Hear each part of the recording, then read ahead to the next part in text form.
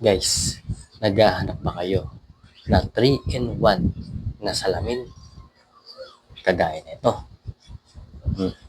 Kaya ako sinabing 3-in-1 guys, kasi tatlo na ang salamin niya. Isa, dalawa, at tatlo. Diba? Murang-mura lang ito guys. Kaya sa mga naghahanap dyan guys, lalo na kung nagra-rides ka ng gabi.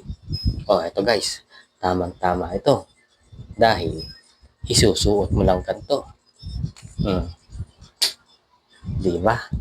Ang cool niyan tingnan.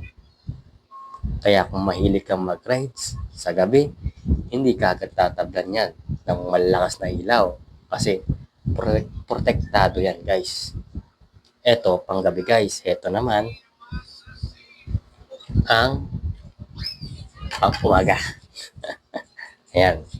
Sa mga pang tanghali. Kung ayaw mo masinagan din ng araw. Ayan. Diba? Ano ka dyan? Ayan, guys. Dalawa siya. Diba? Diba, lupet?